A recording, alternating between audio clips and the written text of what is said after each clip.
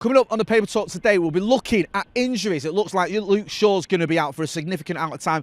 Also, we've also sent Brandon Williams on loan. So does that leave Erik ten Hag short of left back? Plus, what is happening with Sofian Amrabat? What is happening with the takeover? What is happening with anything? Let's find out.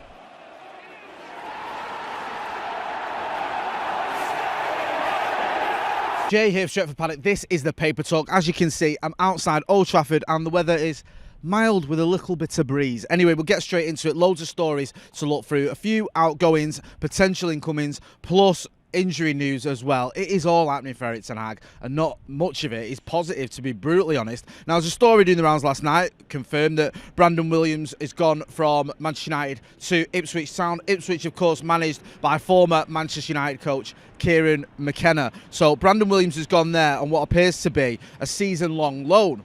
Right, okay, he's not getting many games for Manchester United. I think he started at just 5 or something under Erik ten Hag. A lot of them have been friendlies. So it makes sense to move him on to a different club. He's still a young lad.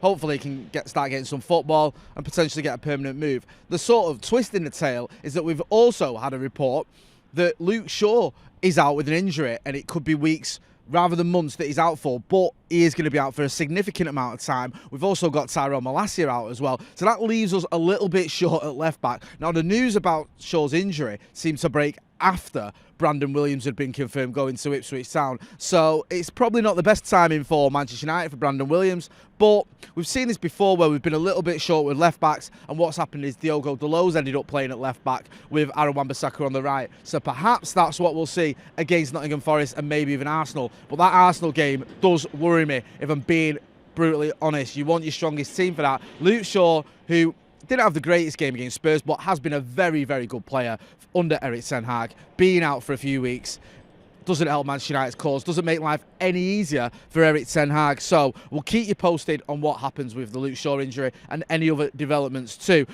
James Ducker last night was saying that Manchester United close to agreeing a 1-year contract with Jonny Evans until the end of the season. Remains to be seen if it has any bearing on Harry Maguire's future at the club. Jonny Evans, of course, signed his short-term deal. It looked like he just signed a deal to come and play some friendlies during pre-season. Did play some friendlies. Did okay, shall we say. I might be being a bit kind there, if I'm being honest.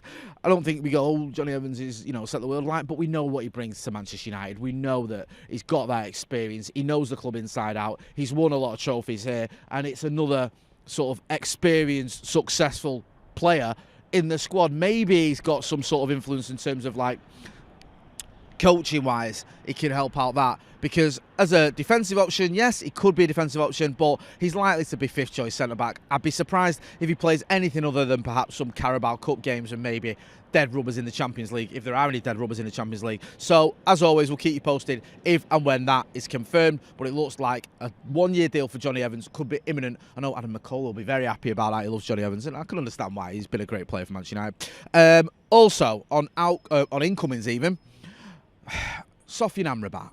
This one seems like it's dragging on a little bit now, doesn't it? We've had stories, reports that he's been left out of the squad, that the club have said to him, Fiorentina have said to him, you need to make this move happen, which is a bizarre statement for them to make, or suggestion for them to make, because he can't make the move to Manchester United happen unless Manchester United pay Fiorentina what is believed to be around £21 million now. Apparently they've dropped their asking price for Sofian Amrabat because they're willing to get the deal done, and they want to get it done sooner rather than later so they can bring in some other players or a replacement for him. However, the issue for Manchester United is it appears, according to the Express and a few other newspapers, that United may have to sell more players to bring in Sofian Amrabat. Players like perhaps Scott McTominay or more likely Donny van der Beek. The issue is we thought these players might be going. Scott McTominay was linked with both West Ham and Newcastle United, whilst Donny van der Beek was linked with Real Sociedad.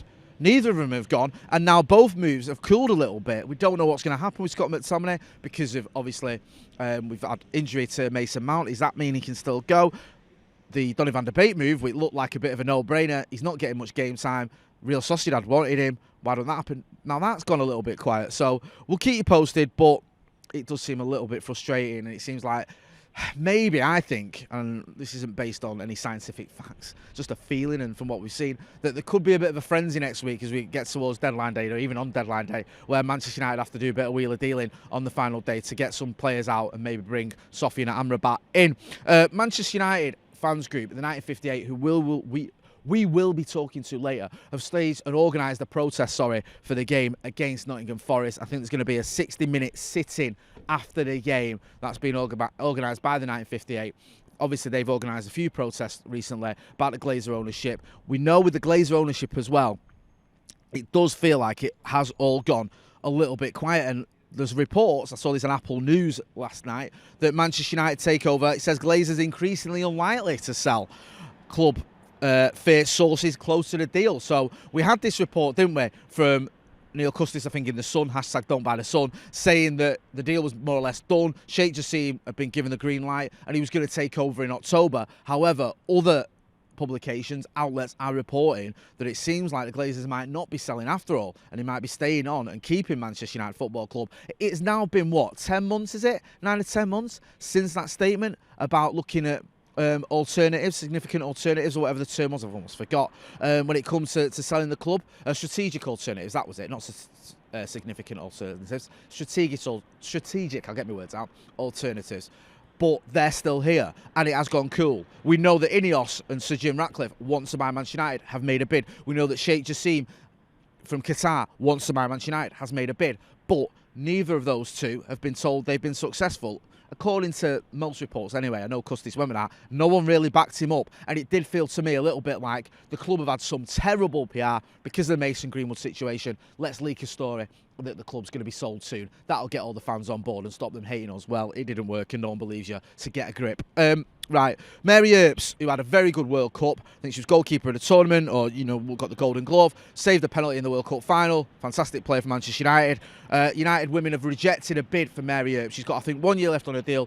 They've had a bid for her, they've rejected it, there may be another bid coming in. Manchester United women's team don't have the money as some of their compatriots, or some of their rivals, I should say, and that frustrates me because this club has money, despite all the debt the club is in because of the Glazers, despite the fact we're still sort of looking at it going, well, can't we make these signings, why haven't we got more money in the kitty? We've got money and we should be putting more money into the women's team, or don't bother.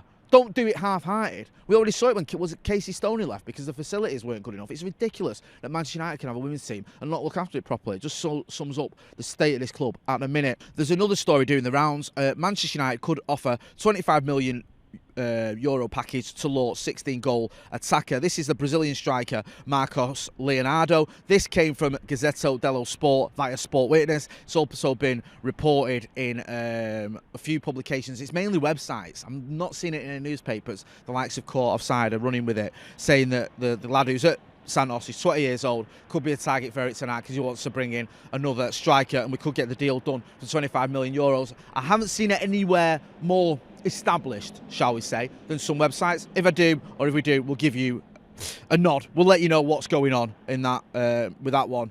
Maybe, file it under a possibility, but an unlikely one. I just want to tell you something as well here. I just want to read out this. Mike Dean did an interview. I think he did it with Simon Jordan, where he spoke about VAR, and he admitted that with Chelsea's draw against Tottenham Hotspur last season, 2-2 draw, he avoided sending Anthony Taylor, the referee Anthony Taylor, who got something wrong, to the screen because he knew his mate would get grief, so he didn't do that. So he said, I'm not going to send that, even though you've made the wrong decision, I'm not going to send you to the screen because I don't want my mate to get some grief, which he'll get. And I just find that amazing. He says here, I said to Anthony afterwards, this is Mike Dean speaking, I just didn't want to send you to the screen after what has gone on in the game. I didn't want to send him up because he is a mate as well as a referee, and I think I didn't want him to send him up because I didn't want any more grief than he had already. That's not how VAR should work. Shouldn't be all we're going to look after our mates, even if we think they've made the wrong decision. It's just farcical. Just finally as well, it says here, this is in the Evening News, it's been reported elsewhere, that Manchester United have reached a verbal agreement for this kid from Benfica, Odysseus Vlachodimos. This is the goalkeeper. This is according to reports, and I think it was originating from Sky Germany. There were reports that I think our mate Florian Plettenberg had run with it. It's not on his Twitter, but other Twitter accounts are saying Florian Petterberg said it on Sky Germany. So it looks like we could be in for this goalkeeper. But you know that Dean Henderson's been linked with a move to Crystal Palace. But we've also been linked with Fenerbahce goalkeeper Biandir. Biandir. Sorry, I'm getting a nod from producer Ethan the first time, so I probably said it wrong the second time around. So we'll keep posting on that one. But there's ain't a verbal agreement with the kid from Benfica. As always, if anything happens on that, if anything's confirmed, we will let you know. So make sure you're hitting like, share, and subscribe to the channel, because you don't want to miss out on any Manchester United news. You don't want to miss out on our interview with someone from the 1958. You don't want to miss out on The Brew, which will be coming up later on. You don't want to miss out on Uncensored. You don't want to miss out on Off the Bar, where we had all four of us, me, Joe, Maka, and Steve, together chatting about pundits. So make sure you're hitting that subscribe button. I've been Jay Motti, outside a quite mild Old Trafford. Thanks for watching.